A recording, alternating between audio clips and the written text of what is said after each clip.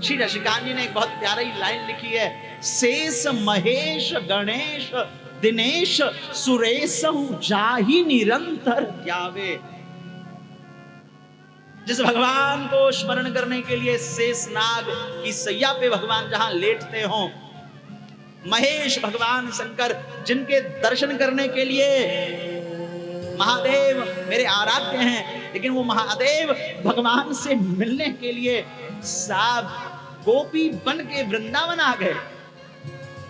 इससे बड़ा क्या उदाहरण होगा।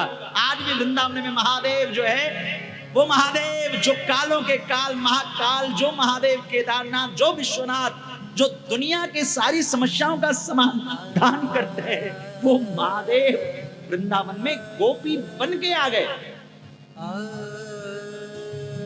गणेश भागवत जी को लिखा किसने? वेद व्यास जी ने बोला और गणेश जी ने लिखा।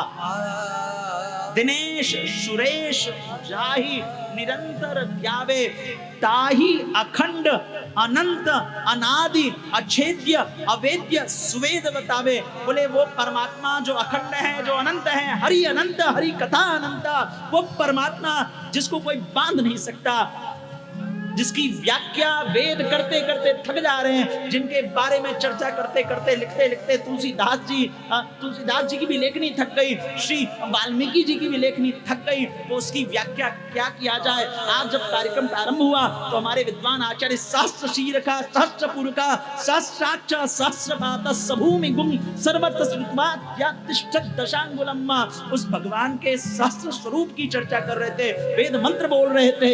वो भगवान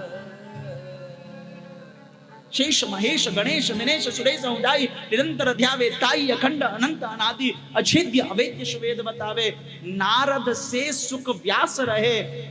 श्री नारद जी महाराज का क्या काम है? कथा करना, कथा वाचना, लेकिन फिर भी नारद जी भी नहीं कह पाए कि भगवान का महत्व क्या है।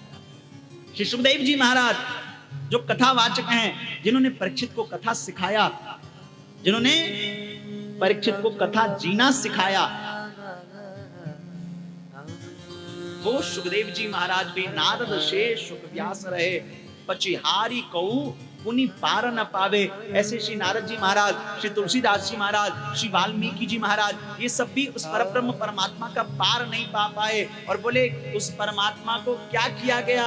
बोले ताही अहीर की छो हरिया, छछिया हरि छाछ पे नाच नचावे।